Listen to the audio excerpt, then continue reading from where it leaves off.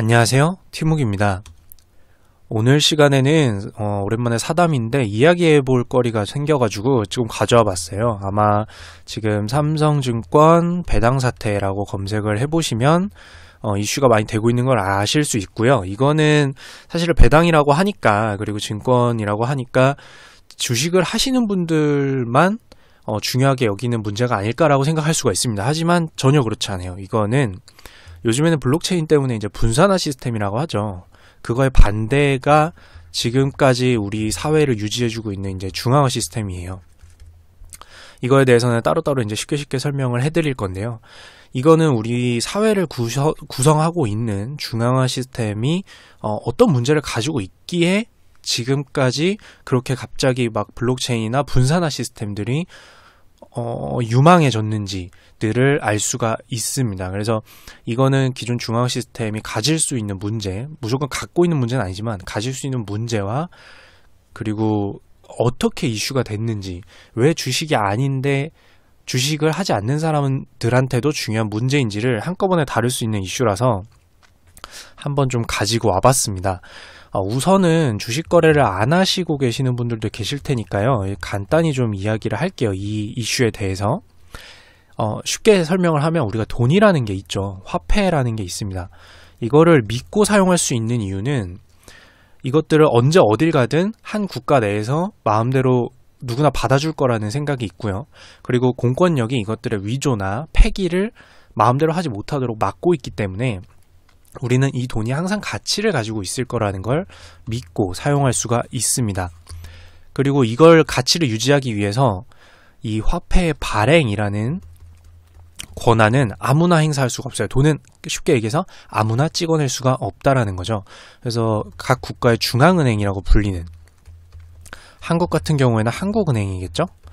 이 중앙은행에서만 돈을 발행할 수가 있습니다. 국가에서 돈을 만약에 추가 경제 부양을 위해서 더 찍어낸다라고 하더라도 정책 결정을 하고 더 찍어낼 거란 얘기를 하고 충분한 의사를 표명한 후에 돈을 더 발행하게 되죠.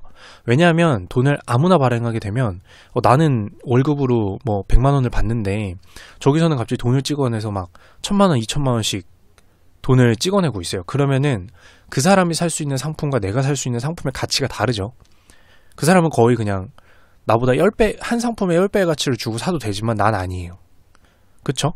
그 사람한테는 라면이 2,000원이어도 되지만 저는 200원이어도 충분하다고 생각을 하지만 돈을 막 찍어내는 쪽에서 아무거나 막 사게 되면은 모든 상품 가치가 올라가겠죠. 돈의 가치가 떨어지니까요. 돈이 막 발행되니까. 그래서 발행이라는 그 권한은 중앙은행에서 갖고 있게 됩니다. 아무나 막 찍어낼 수 없게요. 시장 경제를 유지하기 위해서죠. 시장 경제를 유지하기 위해서입니다. 그리고 여기서 한 가지 알 수 있는 게 중앙화 시스템이란 말이에요. 이거는 표준적인 말로 쓰고 계신지는 모르겠는데 이제 제가 자주 사용하는 단어고요. 무슨 뜻이냐면 어떤 그 장부 기록, 정보를 관리하는 거죠. 은행 같은 경우에는 고객의 정보, 국가 정부 같은 경우에는 개인 정보 같은 것들이죠.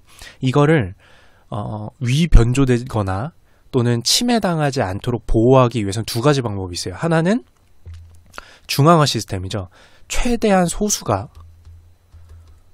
정보를 관리하고 보안을 막 엄청나게 올려서 장벽을 막 쌓아서 최대한 소수가 정보를 관리하게 해서 이제 정보들을 중앙에 집중시키고, 장부라고 하죠. 이 정보가 적힌 장부들을 중앙에 집중을 시키고 이 정보를 바꾸거나 아니면 새로 쓰거나 또는 덮어 쓰거나 이런 식으로 진행이 될 때는 이 중앙 시스템은 우리 회사 다니시는 분들 알겠지만 결제 시스템 같이 아주 복잡한, 많은 사람들의 노동력, 관련된 사람들의 노동력과 책임을 필요로 하는 방식으로,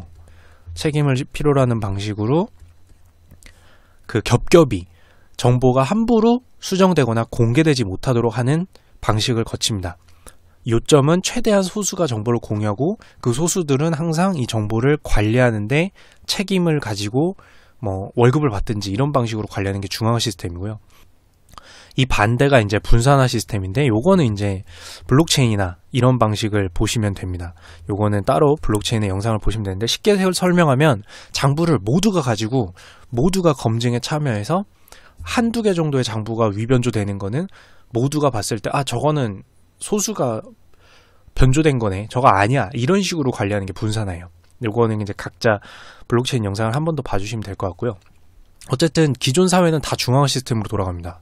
부동산 등기부등본도 마찬가지고요. 뭐 은행 장부도 마찬가지고, 계좌 마찬가지고, 개인정보 마찬가지고, 대부분이 아니죠. 사회는 이렇게 돌아왔어요, 여태까지. 근데 두 가지 이제 설명을 드렸죠. 돈은 아무나 찍어낼 수가 없다. 그리고 아무나 찍어낼 수 없고 그 소수한테 권한을 주고 이 돈이 위조되는지 안 되는지 이런 것들도 관련자들이 계속해서 확인하는 시스템이 바로 중앙화 시스템이다 라는 말씀을 드렸어요. 자, 그런데